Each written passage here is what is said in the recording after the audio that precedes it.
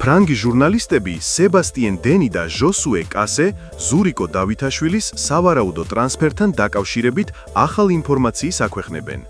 მათი ინფორმაციით, ზურიკო დავითაშვილი საკმაოდ რთულ სიტუაციაშია, რადგან მის გუნდს სენტ-ეტიენს კვლავ მიაჩნია, რომ ქართველი ფეხბურთელი არ იყიდება. მწვანეებმა ლიგა 1-ში ადგილი დაკარგეს და დაქვეითნენ. ეს სიტუაცია ძაბავს შემტევს ნახევარმცველს. მას სურს უმაღლეს დივიზიონში თამაში, სასურველია სხვა ევროპულ კლუბში.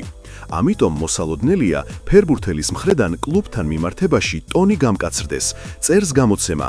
მის სიტუაციას თვალს რენი, სტრასბური, სევილია, მიონხენგლადბახი და ევერტონი ადევნებენ. ამ სიაში ვეღარ ვხედავთ ბოლონიას, რომლის შესახებაც ბოლო დღეებში აქტიურად წერდნენ. ზურიკო დავითაშვილს სენტ-ეტიენთან კონტრაქტი 2028 წლის ზაფხულამდე აკავშირებს. გასულ სეზონში მან თავი 9 გოლთან ერთად 8 საგოლე პასით გამოიჩინა.